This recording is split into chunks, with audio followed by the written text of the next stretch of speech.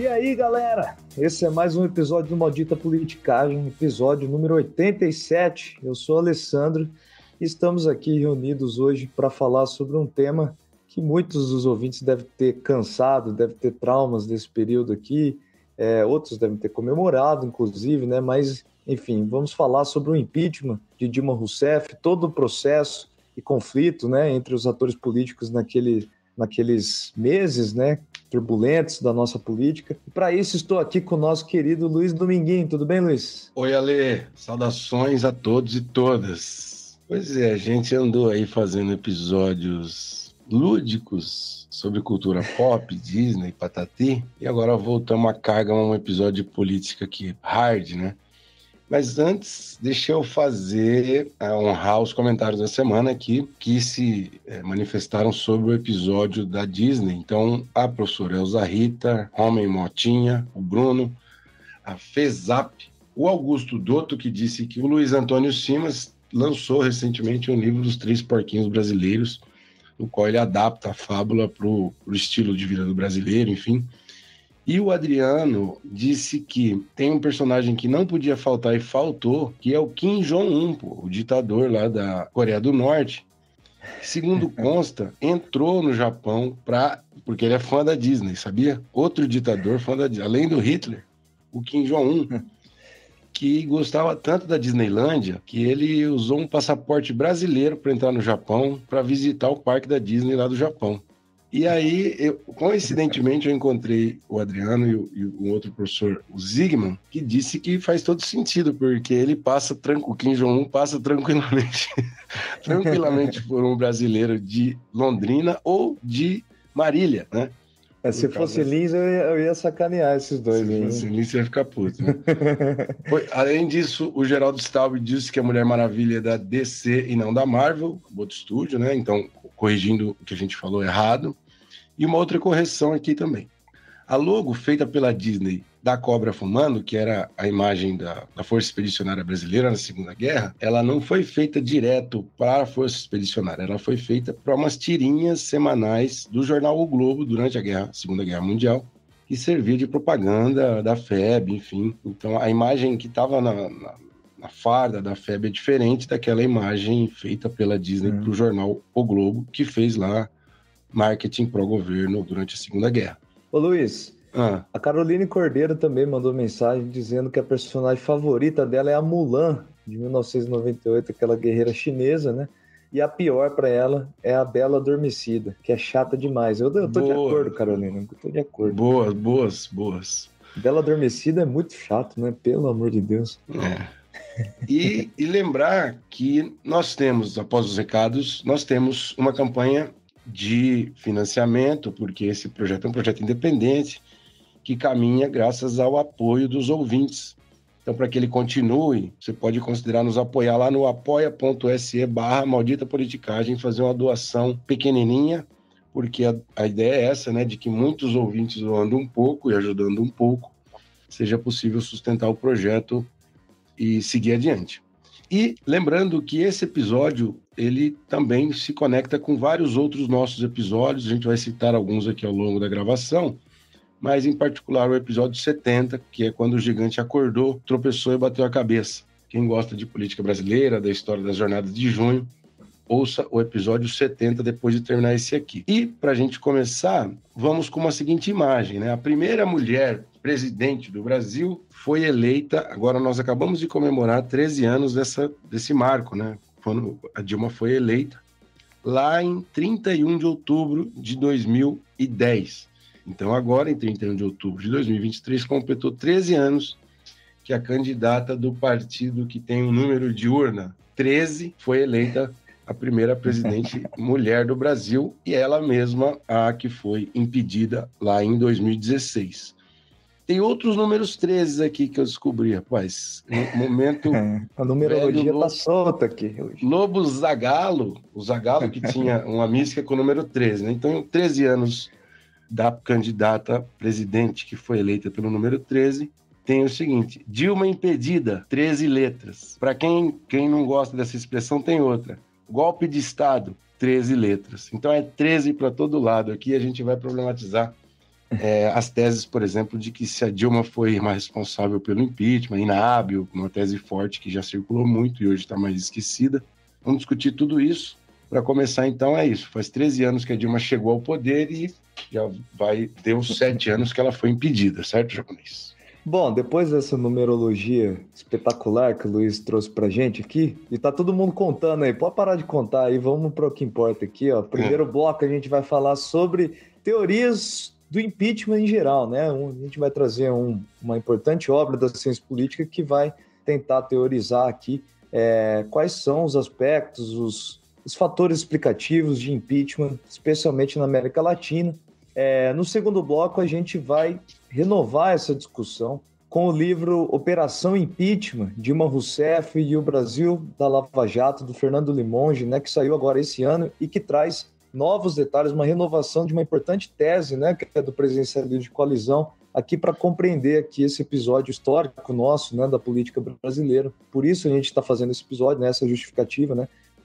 Esse livro, vocês vão ver, renova, né, uma série de importantes teses para compreender os conflitos políticos aqui no Brasil. Bom, e no terceiro bloco, diz o Luiz que a gente vai ser surpreendido com os quadros de sempre.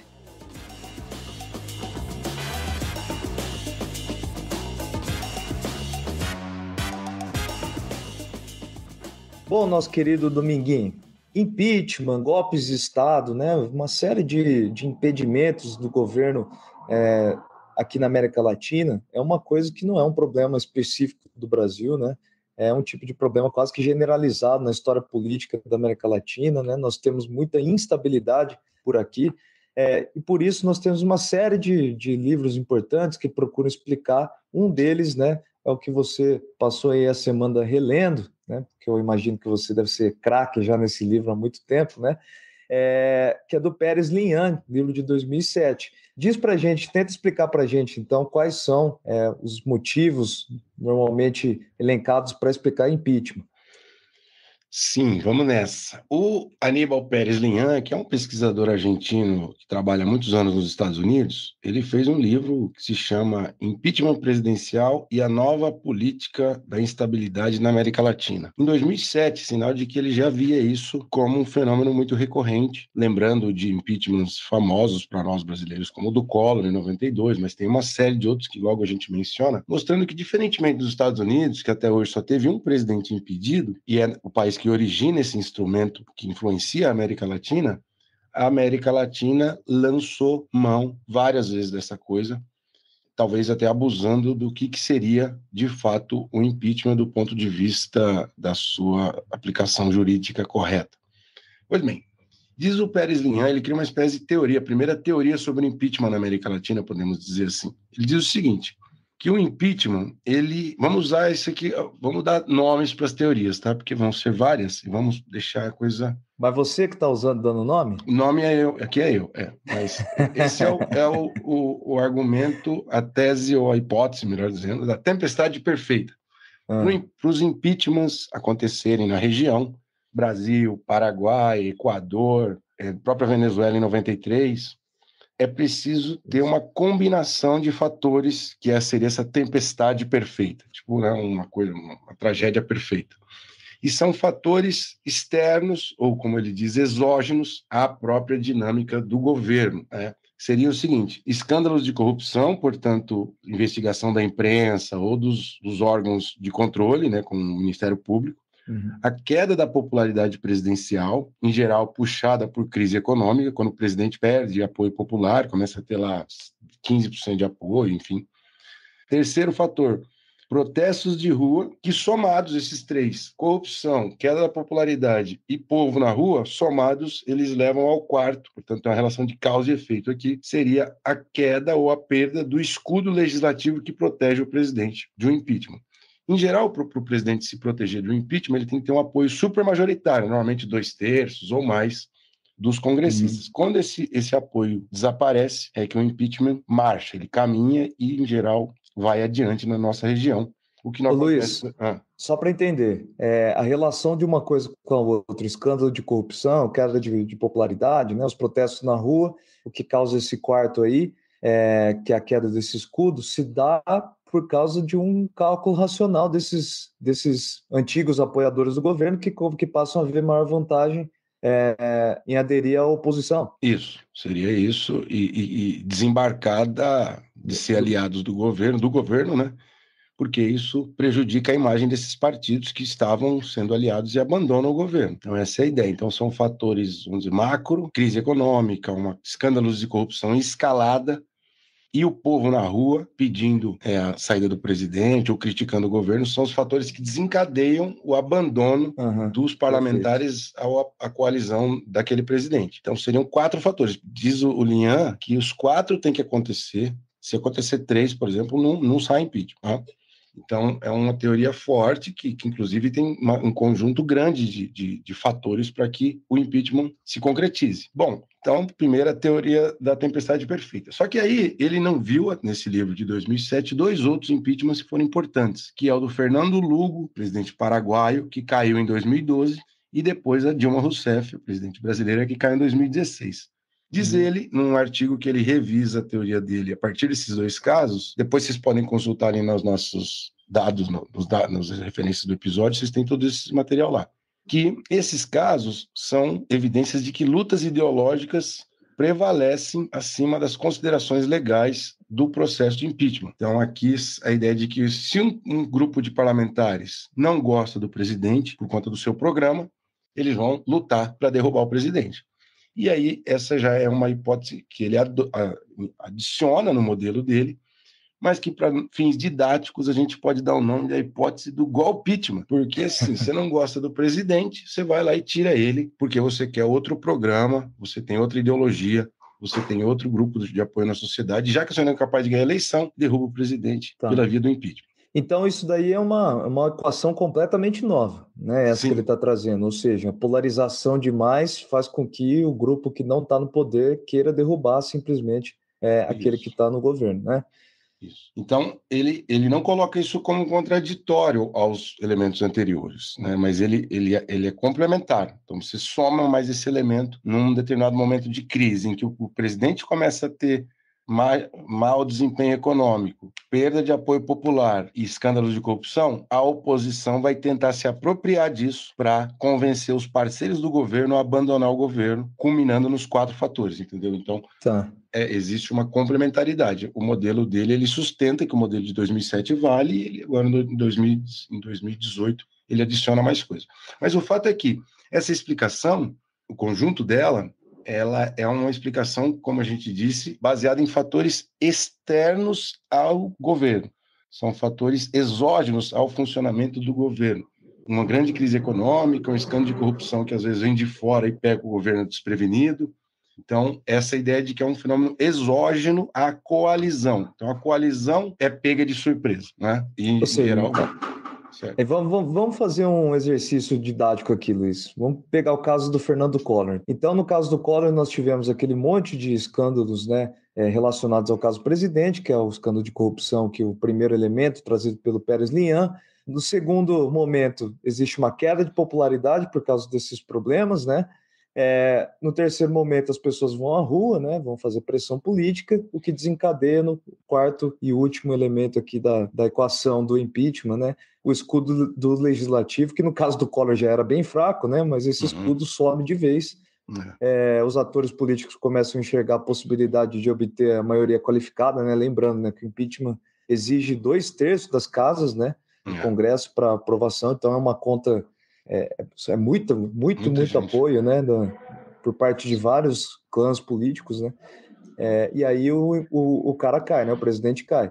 Agora, para os casos mais recentes, o próprio autor disse que existe um novo elemento que é a polarização política, né? Isso.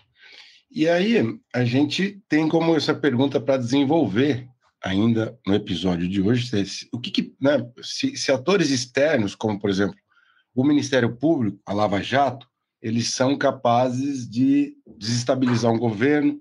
Se uma crise econômica internacional, que muitas vezes o governo não tem culpa, é suficiente para tirar um presidente, se tudo isso for verdade, conforme sustenta o Pérez Lian, os presidentes latino-americanos são muito mais frágeis do que se supunha, né? Os presidentes não são capazes de se sustentar ao longo dos 4 anos e ficam à mercê de crises que estão muito longe da sua própria performance, né? Então, esse é um primeiro ponto. E para a gente ilustrar o argumento desse autor, vamos para o Tem Tabela, que você sistematizou ali para a gente? Bom, tem uma sistematização feita por um importante cientista político aí chamado Luiz Domingos Costa, que diz o seguinte: a América Latina vivenciou 9 impeachments nos últimos 30 anos, né? A Venezuela, Carlos Andrés Pérez, né, que acabou sendo substituído pelo Hugo Chávez, né, logo depois. Né? No Equador, nós tivemos em 1997 o Abdalá Bucaram, 2000, Jamil Mahuad, 2005, Lúcio Gutierrez, Honduras... Três no Equador, né? Honduras, Manuel Zelaya foi impeachmentado em 2009, Paraguai, 2012, Fernando Lugo, Brasil, 1992, com Fernando Collor, 2016, com Dilma Rousseff, Bolívia, 2019, com Evo Morales. E não foi um impeachment clássico aqui, mas ele se assemelha do ponto de vista da lógica parlamentar. Ô, Luiz, eu acho que você comeu bola aqui, hein? Por quê? Eu acho que tem mais, porque o Fernando de la Rúa não caiu em 2001 também na Argentina? Eu acho que não foi impeachment lá, não. Ele renunciou, mas ele ia ser impeachmentado, eu acho. Pelo que se eu bem me lembro. Então, é verdade, não vai entrar. E eu estou na dúvida aqui também se o Fujimori foi impeachmentado ou não. No Peru também, em 2003, 2000? Não, 2000, né? Não sei bem. Foi rejeitado. O do Fujimori ele conseguiu vencer. Tá, entendi. Bom, se colocar os pedidos de impeachment que foram votados, a gente tem mais de, se eu não estou enganado no dado, é mais de 25. Então, caramba. Que criam. E só para complementar esse roteiro, agora em 2023, o Guilherme Lasso estava respondendo a um processo de impeachment no parlamento do Equador, na Assembleia Nacional, e ele decretou ele dissolveu a Assembleia Nacional, que é aquilo que chama de morte cruzada, né? Porque ele decreta a dissolução do Parlamento Nacional e, a partir disso, você tem 6 meses para a realização de novas eleições. Então, ele acaba com o mandato dos deputados e acaba com o próprio mandato. E isso, agora, em outubro foi feita nova eleição, ganhou um candidato novo lá de centro-direita no Equador. Então, seria, depois do Evo, o 10º caso de impeachment na América Latina nos últimos 30 anos. É muita coisa, né? É muita coisa. É instável demais a política por aqui, né? E faz parte de todos os países essa instabilidade aí, né? E segundo o argumento do nosso autor desse primeiro bloco, o Aníbal Pérez Linhã, esses casos todos permitem corroborar a tese da tempestade perfeita de que você tem que ter uma combinação incomum de fatores para um presidente cair. Incomum, pero não mútuo, né? Porque foram 10, enfim. Esse primeiro elemento, escândalos de corrupção, me chama a atenção. Por que esse elemento faz parte da equação? Porque ele é utilizado como justificativa, meio jurídica, né? Por trás do impeachment, né? O presidente cometeu um crime, fez algo errado, ou é porque ele tem a potência de fazer as ruas realmente se mobilizar? Pelas duas coisas. Porque ele dá um elemento jurídico, né? Embora nem sempre, porque se mobiliza em muitos países, tem o critério de incapacidade do presidente. Né? Isso foi utilizado no caso do Lugo, no Paraguai, né? Incapacidade que é quase uma coisa vaga de insanidade mental. É uma coisa absurda ter isso numa Constituição, né? Porque isso é um critério totalmente subjetivo e não político. Mas, em muitos casos, como em Honduras, na Venezuela, no Brasil do Collor, no Brasil da Dilma, é a corrupção que acaba dando um start jurídico. Mas, inegavelmente, ele também é transformado num fator de mobilização das ruas. É que se não tiver isso, não tem como, né, derrubar, na verdade. Né? Tiveram que caçar lá no tal das pedaladas fiscais para conseguir iniciar o processo aqui no Brasil, né? Isso, mas o escândalo de corrupção, ele é um fator importante, mas não suficiente. Ele é necessário, mas não suficiente, porque basta a gente lembrar que teve o mensalão lá em 2005, 2006, e isso, como a economia estava boa e as políticas públicas bem avaliadas pela população, nem de perto chegou a ter uma ameaça de impeachment ao Lula, e, pelo contrário, ele foi reeleito em 2006. Então, a corrupção não é um fator que sozinho é capaz de explicar.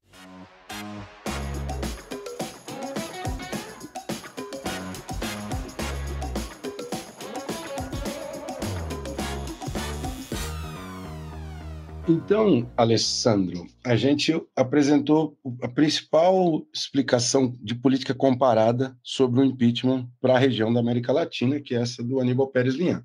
Existem outras, existem argumentos, vamos dizer, de conjuntura política, às vezes mobilizados por jornalistas.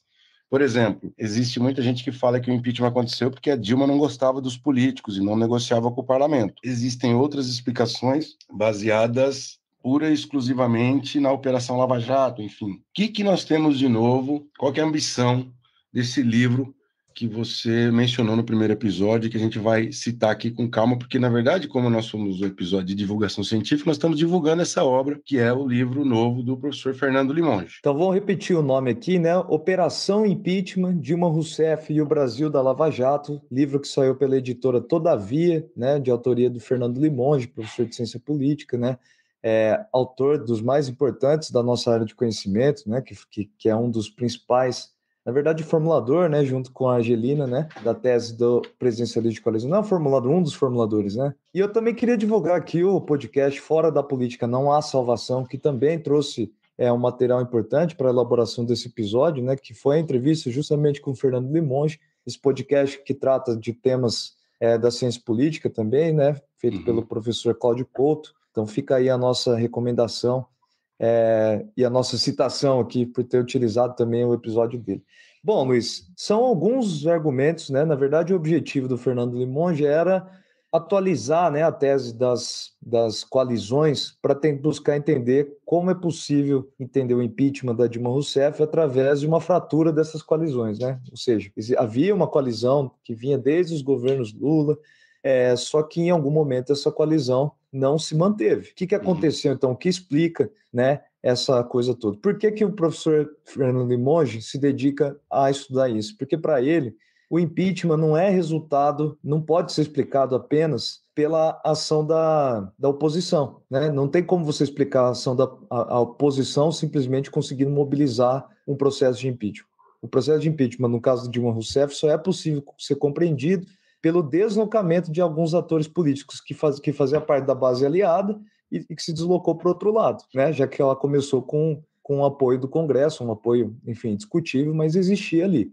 A outra coisa que o professor busca enfatizar, o autor busca enfatizar, não tentar explicar esse tipo de processo apenas por fatores exógenos. Então, aqui está um combate, uma briga, né? Quase que um quebra-pau aqui, né? Ele abre um ringue aqui com o Aníbal Pérez Linha. Um ringue educado no front acadêmico, né? Isso. Então, assim, não dá para explicar, né, um impeachment só olhando para essas coisas fora do governo. O próprio governo tem ação ali, né, desencadeia coisas, né, a ação do governo desencadeia coisas que, enfim, não é exatamente um julgamento se foi bom, se foi ruim, mas que desencadeia fraturas na coalizão que podem explicar o que aconteceu no Brasil, né? Deixa eu só organizar. Ele rejeita o argumento de que fatores de policy ou de políticas públicas ou de ideologia são os fatores que explicam o racha da coalizão e o impeachment. Sim. Portanto, ele já rejeita o argumento do Aníbal Pérez Lian. Vamos readequar aqui, né, para a gente não fazer um espantalho, né?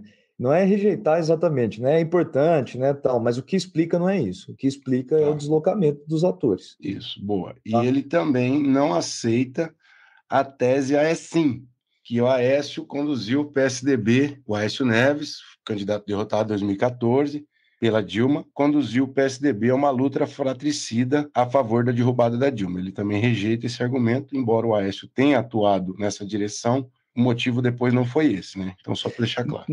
Não foi, mas ele ressalta também que o PSDB teve um papel importante, né, ele vai chamar de encanto, né? O PSDB estava vislumbrado ali. Eu já vou apresentar para vocês o porquê, né? Apesar disso não ser também o fator elementar da coisa, né? Bom, mas se a gente voltar lá atrás, né, eu vou começar a falar aqui, eu posso irritar muito, mas o treino meu de professor do ensino médio me faz, né, lembrar do dever de falar para aqueles que não viveram esses dias, né, não vivenciaram esse processo todo, né? Mas o segundo governo de Dilma Rousseff, quando ele começa, né, ele já começa todo meio tropeçando, né?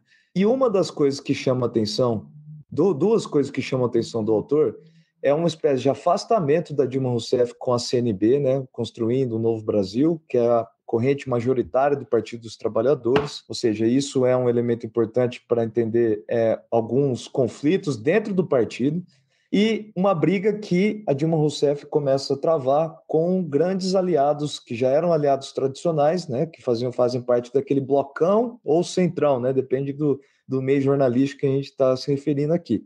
Né? Então, que era chefiado pelo Eduardo Cunha. Pelo Eduardo Cunha, que na época era o presidente da Câmara dos Deputados. Né?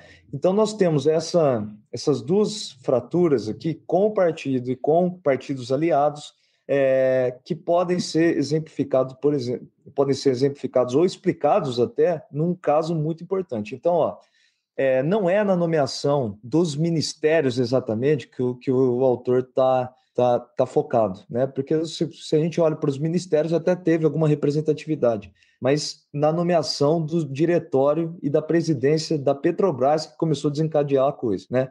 Então a Petrobras é uma chave importante para interpretar esse período aqui, porque uma das primeiras coisas que a Dilma Rousseff faz é demitir o Sérgio Gabrielli, né, que era o presidente da Petrobras no período Lula, e coloca a Graça Foster ali no lugar dele, né? Essa substituição gerou outras 3 remoções de diretores importantes da Petrobras: o Paulo Roberto Costa, do PP, o Jorge Zelada, do PMDB, e o Renato Duque, do próprio PT. Né? Isso foi interpretado por vários veículos midiáticos como uma espécie de limpeza da Petrobras, né? Um caminho mais tecnocrático daquela instituição, ou seja, foi bem visto por alguns, né? Mas nessa troca aqui, né, com essa coisa de que os técnicos estão entrando e políticos estão saindo, né, muitos ficaram, né, desgostosos com essas escolhas. Né? Sim. A Lava Jato, que vai vir, que nasce justamente em 2014, né, se iniciou em 2014, é focada exatamente nesses caras, né? Porque esses caras eram políticos que estavam dentro ali da Petrobras. Já havia uma série de acusações contra o governo de Dilma Rousseff quanto ao caso da construção da refinaria lá em Pasadena, nos Estados Unidos, né, com financiamento do BNDES, etc. E nesse contexto aqui da Lava Jato operando ali, investigando, a Dilma Rousseff toma uma posição que vai desagradar muitos líderes do Centrão, né, daquilo que a gente chama de Centrão hoje, que é deixar a Lava Jato, né? Deixou comer a Lava Jato porque ela via com bons olhos aquilo. Aquilo era uma forma de emparedar alguns indivíduos, alguns atores políticos que estavam já abrindo conflito com ela, né? Especialmente o Eduardo Cunha. E isso começou a desencadear, né, uma série de brigas dentro dessas alianças que antes eram mais ou menos fortes, agora começam a esfacelar, né? Vocês vão lembrar também que a Dilma Rousseff escolhe apoiar o Pisciani, né? Aquele líder político do Rio de Janeiro, que era do MDB, né? Essa escolha também desagrada o senhor Eduardo Cunha, e isso tudo vai culminar lá no final no apoio do PT pela cassação do Eduardo Cunha pelo Ministério Público, em contrapartida o Eduardo Cunha aceita o pedido de impeachment contra ela, né? Ou seja, né, para resumir aqui toda essa história que é muito longa, né? E uma coisa que é importante, né, para os estudos de ciência política, normalmente a gente olha muito só para ministérios, a gente já chegou a falar isso aqui, mas o caso da Petrobras é muito dinheiro que estava ali, né? Existia um esquema de propina e de lavagem de dinheiro dentro da Petrobras, né? Isso é um fato. Esses esquemas todos foram aparecendo conforme os conflitos entre os grupos políticos iam se intensificando também, né? Se eu puder dar uma complementada aqui, claro. Ela demonstra 2 características importantes depois da reeleição ali no final de 2014 e começo de 2015. Primeiro, ela foi fazer a via sacra de candidata eleita em novembro de 2014, falando que tinha que apurar e punir todos os crimes de corrupção que já estavam surgindo nas primeiras operações da Lava Jato. Portanto, ela reforça o discurso da Lava Jato. Segunda coisa, ela, para se afastar do Lula, porque ela não gostava que o Lula fizesse sombra sobre a gestão dela, ela nomeia figuras do PT que não pertenciam à CNB, como você disse. Por exemplo, a Luísio Mercadante, ministro-chefe da Casa Civil, e o próprio José Eduardo Cardoso, ministro da Justiça. Afastando, por exemplo, Palocci também, né? Afastando Palocci, afastando outros, enfim. E isso, segundo muitos, é uma coalizão que não contava com aquela coesão que o governo Lula tinha tido e ela própria tinha tido no primeiro momento do primeiro mandato dela. Quando o governo começa a estremecer, primeiro quando começa a enfrentar a crise econômica e o Eduardo Cunha já era presidente da Câmara e começa a ameaçá-la. Ela, esse é o argumento do Limonde, ela acorda para isso e ela refaz a coalizão trazendo os caras da CNB, que ela não tinha escolhido, então ela faz uma reforma ministerial e coloca o Jacques Wagner na Casa Civil, tirando a Luiz Mercadante, e reincorpora o PMDB com esses caras do Rio ligados ao Jorge Pisciani. Então, o PMDB ganha mais 2 ministérios, o Ministério da Ciência e Tecnologia e o Ministério da Saúde. Então, o Limonge diz que a partir disso que ela faz lá em meados de agosto, setembro de 2015, ela estanca as ameaças de impeachment que estavam correndo. Só que aí o Eduardo Cunha já estava muito implicado na Lava Jato e ele começou a partir para cima do governo, vendo que o governo não ia abafar a Lava Jato. E a Dilma, segundo Limonge, ganha a queda de braço com o Eduardo Cunha, porque por mais que ele tenha aberto o processo de impeachment depois da prisão do Delcídio Amaral, que foi em novembro de 15, em dezembro e nas férias, em janeiro, a classe política estava claramente contra o impeachment, mesmo o impeachment tendo sido aberto e ele não tinha sido votado. Segundo Limões, se as coisas caminhassem desse jeito, o impeachment teria morrido na casca, ela teria conseguido os votos para barrar o impeachment na Câmara. O que reverteu esse desfecho? Aí é o papel decisivo da Lava Jato, de Curitiba em particular, porque a Lava Jato de Curitiba tinha como alvo o PT, e a Lava Jato da Procuradoria-Geral da República, do Rodrigo Janot, tinha como alvo os chefões do PMDB. Essa Lava Jato de Curitiba, percebendo que a classe política estava se reacomodando e a coalizão estava refeita, a Lava Jato de Curitiba faz 2 operações-chave. A primeira é a operação que prende o João Santana, que era o marqueteiro da Dilma, acho que é a Operação Acarajé, que é um cara muito ligado à Dilma, e daí faz a condução coercitiva do Lula em março de 2016, que aí são os 2 figurões do PT. Então, a partir daqui, aquela coalizão estremeceu de novo, falou assim, a Dilma não é capaz de nos proteger.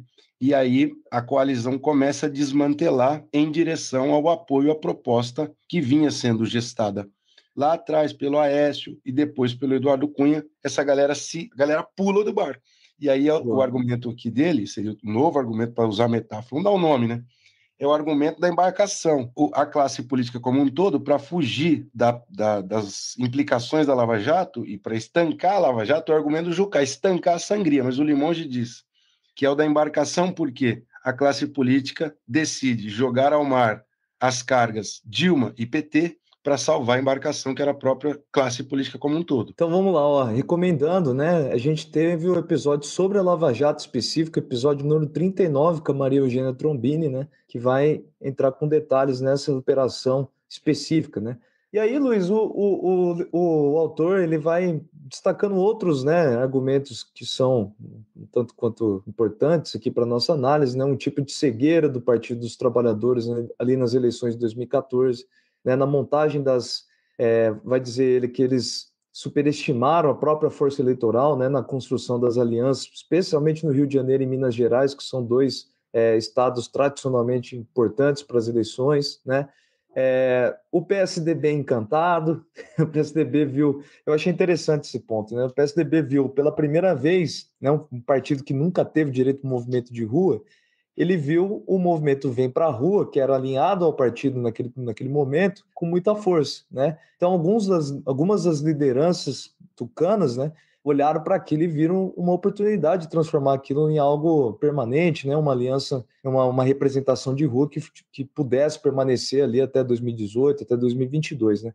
O fato é que os caras trocaram as bolas ali, né? A estratégia deles. Se eles ficassem esperando, todo mundo sabe disso, né? Eu acho que até eles mesmos, né?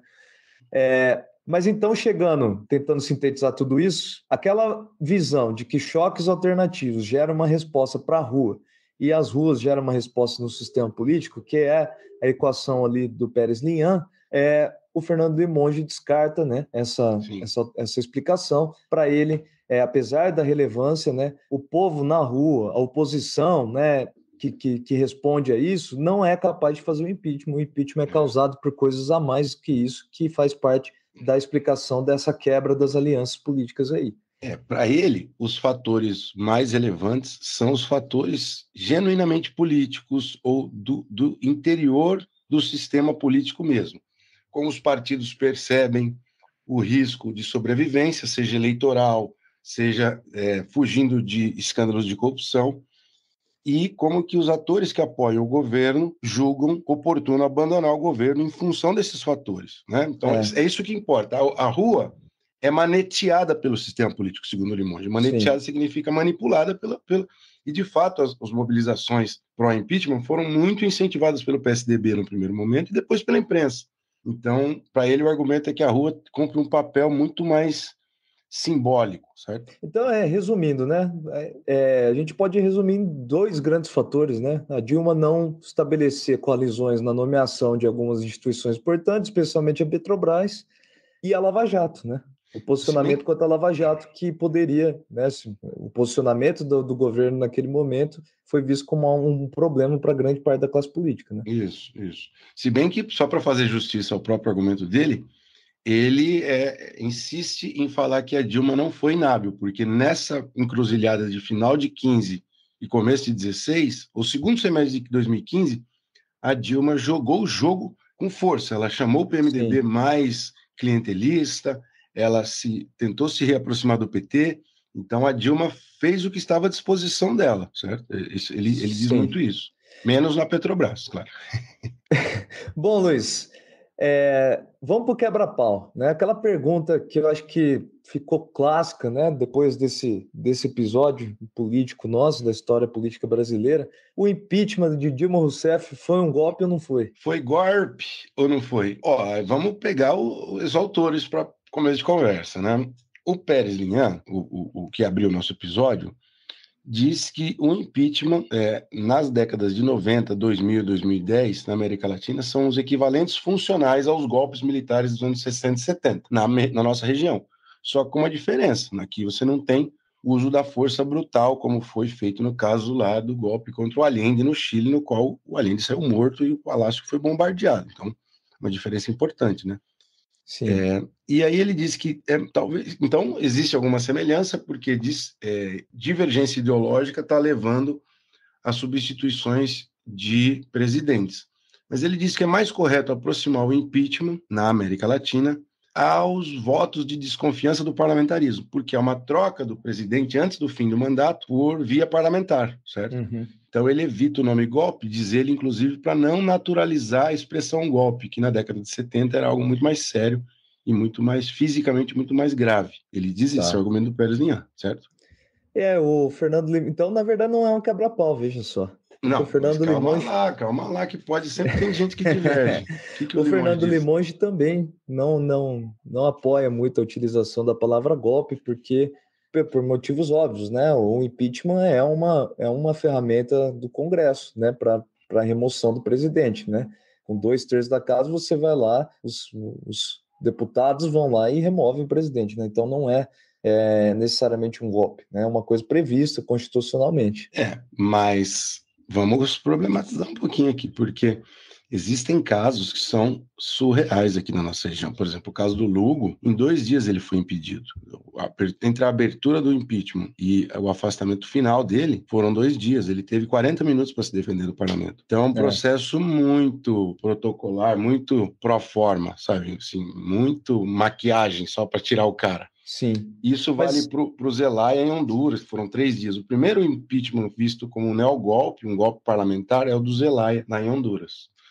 E por mais que o caso brasileiro tenha levado um tempão de julgamento, entre abrir o impeachment, afasta a Dilma, coloca o Temer e a Dilma cai, foram 5 meses, se eu não me engano. Um processo bem mais detalhado e truncado no Senado. Sim. Certo? Mas, assim, não há previsão jurídica para aquilo. Aquilo foi uma invenção. Não, tanto é que boa parte da população brasileira não sabe por qual motivo a Dilma Rousseff foi impeachmentada, né? Exatamente, né? O motivo das pedaladas fiscais, etc., não é claro para a maior parte da população brasileira.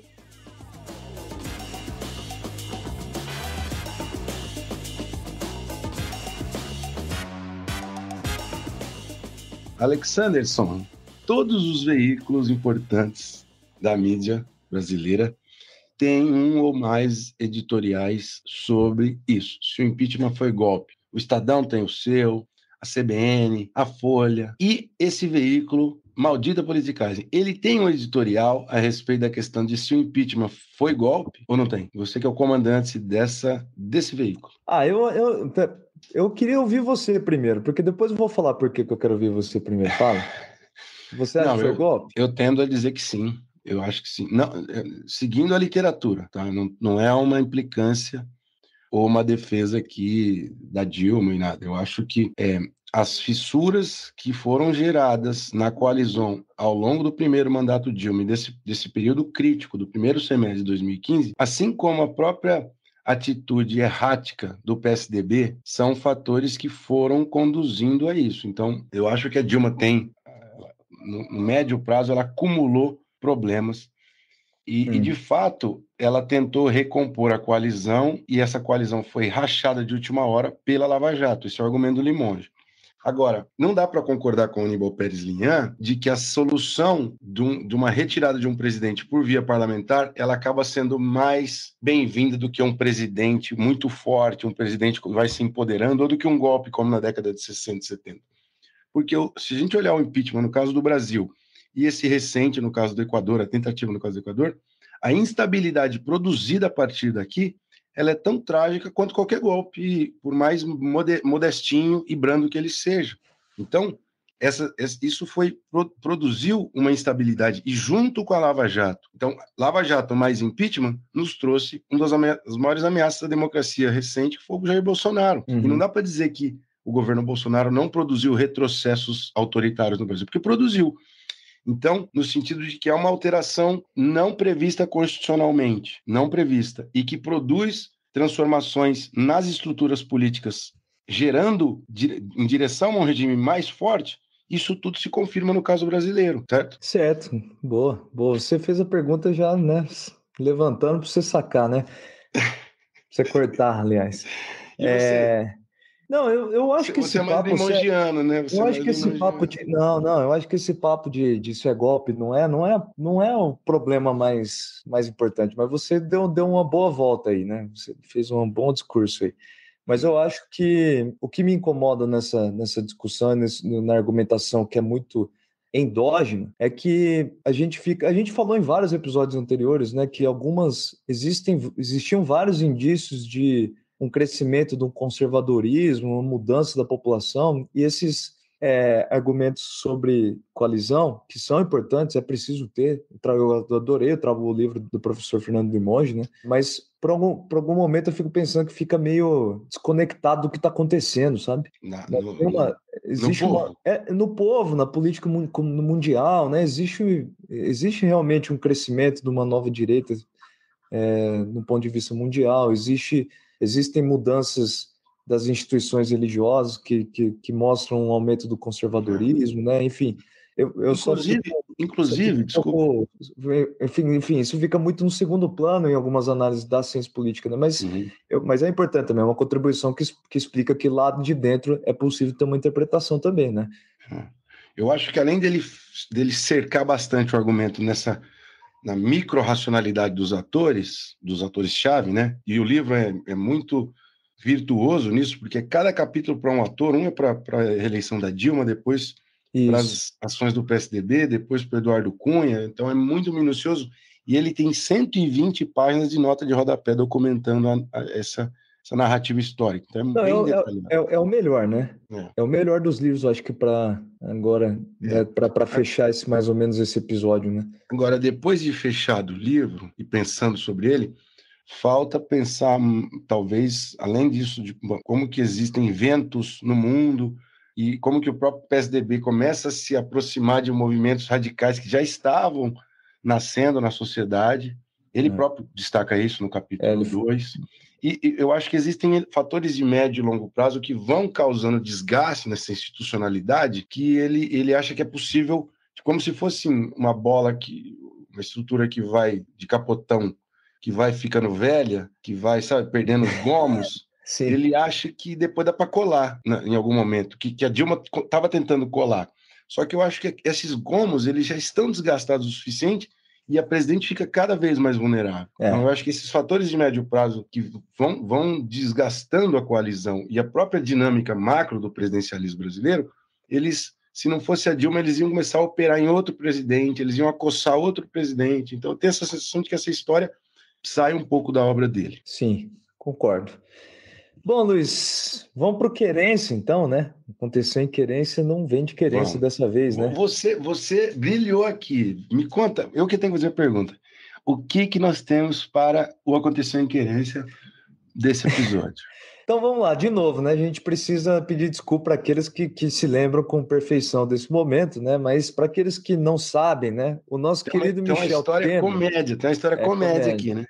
O nosso querido Michel Temer, né? Que naquela época era vice-presidente da Dilma Rousseff, em determinado momento, no meio dessa crise, né? Nesse embate entre Eduardo Cunha, Dilma Rousseff, nomeação para lá e demissão para cá, o nosso querido Michel Temer escreveu uma carta. Michel Temer Lúlia. Que a gente pode colocar, né? O Temer chateado, né? Mandou uma cartinha que parou em todos os veículos midiáticos. Antes disso, ou depois disso, teve uma fotinha que ele estava separado da Dilma, né? Com cara de triste, né? Aquela foto é muito boa. Maravilhosa. Então eu vou falar alguns, né, para vocês entenderem mais ou menos o Quais tom são da os cartinha. trechos mais legais trechos da carta fundamentais aqui, né? Primeiro que ele abre com uma frase latim, que eu me recuso a ler aqui, né? Mas traduzindo, as palavras voam, os escritos permanecem. Só com esse começo aqui, o Temer já devia ser impeachmentado. Coisa horrível. Aí, abre aspas, esta é uma carta pessoal, é um desabafo que já deveria ter feito há muito tempo, né? Aí, então, abre espaço aqui, sempre tive ciência da absoluta desconfiança da senhora e do seu entorno em relação a mim e ao PMDB. Desconfiança incompatível com o que fizemos para manter o apoio pessoal e partidário ao seu governo. Depois disso, ele vai listando uma série de episódios que chatearam o PMDB e ele, que eles não foram consultados para fazer plano econômico, que eles não foram consultados na nomeação de algum ministro, etc, etc. O que vai fortalecer, inclusive, a tese do Fernando Limonge, né? Essa coisa de nomeação aí, a Dilma não mandou tão bem assim no primeiro momento, em alguns momentos, né? Passados esses momentos críticos, tenho certeza de que o país terá tranquilidade para crescer e consolidar as conquistas sociais. Veja só, aqui tem um tom de ameaça nesse negócio. Né? Finalmente, sei que a senhora não tem confiança em mim e no PMDB hoje e não terá amanhã. Lamento, mas esta é minha convicção. 8 meses depois, o senhor Michel Temer se tornou presidente da República, né? Então, fica a interpretação para vocês, mas a cartinha Temer chateado. E para quem quiser saber mais sobre esse grande escritor da literatura brasileira, tem um livro de poesias do Temer, que eu não me lembro o nome, ninguém sabe o nome, aliás, fora ele mesmo, né? É um livro que tem o prefácio do Aires Brito, se chama Anônima Intimidade. Você já leu? Não, recebi o link de alguém hoje cedo. Ô Luiz, então conta pra gente. Maldição, então. Impeachment na América Latina é maldito? Eu acho que não. Já que você não gosta que fique em cima do muro, eu acho que é sim. O jeito que tem sido usado tem sido para desestabilizar os regimes democráticos na região. Né? Por mais que o Pérez Linha fale que é preferível assembleias fortes, parlamentos fortes, em relação a presidentes hegemônicos, eu acho que os legislativos, tal como tem usado o impeachment, está desestabilizando o jogo político nos países. Né? O caso brasileiro, o caso do Paraguai, o caso do Equador, o caso da Venezuela, todos eles. Pô. Então, eu acho que tem sido maldito. Mas vem aqui, o impeachment do Collor foi maldito? Não, mas provavelmente ele teria perdido a eleição, né? A via básica seria a eleitoral, né? Então, não é, eu sei que você estava de sacanagem comigo, que assim, quando você não gosta do presidente, você... Bom, o Guilherme Lasso é um cara de direita lá no Equador. E eu acho que ele não devia estar sofrendo um processo de impeachment. Não, mas sabe o que, de verdade, sabe por que eu fico pensando? Porque se o presidente está contra 2/3 da casa, como é que ele vai governar? Pois é, mas aí o problema está no sistema partidário, né? Não, sim, mas é uma situação, quando chega nesse ponto, né, que o impeachment pode ser aprovado, por exemplo, no caso do Brasil, é lógico que isso é ruim, né? Eu também sou totalmente contra o impeachment da Dilma Rousseff, né? Enfim, mas se a gente pensar friamente, né, tem tanta gente contra o governo, fica difícil também, né, manter. Eu acho que aí a gente tem que entender bem o elo perdido de todas essas explicações, em particular no Brasil, é não olhar como que se dá a dinâmica no partido e nos partidos mais importantes. Se a gente pegar o Chile passou por crises agudas recentemente e eles não chegaram na beira do impeachment, entendeu? Por quê? Porque os partidos eles têm esse senso de fiadores da estabilidade democrática. Então, eles propuseram uma nova constituinte. Boa. Então, luta de gostos agora, tá preparado? Sempre que não. Mas vamos. Preparado? Então, ó, nós estamos gravando, galera, no dia 4 de novembro, dia da Libertadores, né? Que a gente vai ter a final da Libertadores da América, Copa Libertadores. Então, aliás, eu tenho duas perguntas. A 10 minutos do jogo, tá? Tem duas perguntas. Primeira pergunta é o seguinte, Luiz: você prefere o Eduardo Cunha como comentarista de futebol, que ele abra o Twitter dele ali, ele é comentarista político.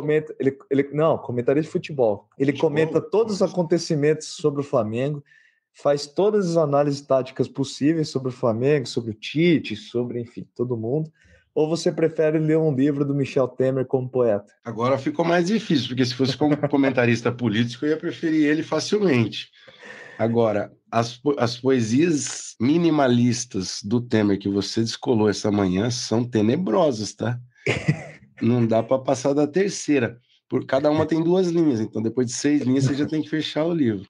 Não, então eu vou no Eduardo Cunha como mesa de futebol. É melhor. Tá. Entendi. Ele não é um cara fácil, a figura dele tem uma dose assim de dificuldade de ficar vendo, né? Mas é melhor do que o Temer como poeta. E você? O Temer podia escrever livro, uns poemas de terror, né? Combina mais com ele, né? Eu acho que ele tem mais esse cacuete. Eu prefiro Eduardo Cunha falando mal do Flamengo. Prefiro. Não, Michel Temer como poeta não tem condição. Seu coração prefere ver o Fluminense campeão ou o Boca Juniors campeão? Nenhum. O Boca porque ganhou um time mais importante do planeta em 2003, na final da Libertadores, e o Fluminense porque sempre tem aquela mancha de ter ganhado no tapetão. Mas eu acho que vai dar Fluminense hoje. Você tá querendo dizer... Eu tô torcendo, na verdade tô refletindo agora se é verdade isso que eu ia falar, né? Mas eu ia dizer o seguinte: eu tô torcendo pro Boca Juniors porque eu fiquei totalmente desgostoso com a ação da torcida do Fluminense lá contra os argentinos lá no Rio de Janeiro, né? Que os caras assaltaram a galera, fizeram arrastão, agrediram, etc. Mas não é verdade, não é por isso, não. Eu acho que eu tô torcendo pro Boca Juniors porque eu não gosto do Fluminense. Pois é. Então, nossos ouvintes tricolores, cariocas, eu tenho respeito pelo clube de vocês e por isso estou torcendo contra, tá vendo? Porque o time de vocês.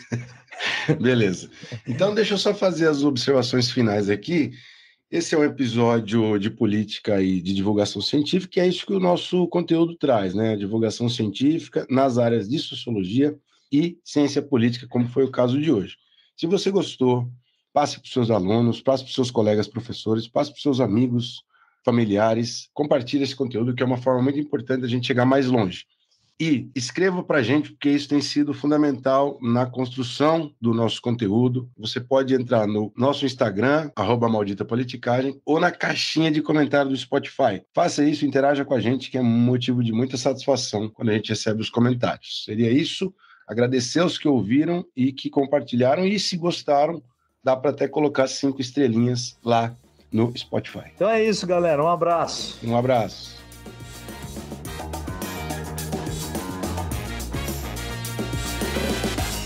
O Maldita Politicagem tem roteiro e produção de Luiz Domingos Costa e Alessandro Tokumoto, edição de áudio de Matheus Bittencourt, finalização de áudio e identidade visual de Fábio Tokumoto.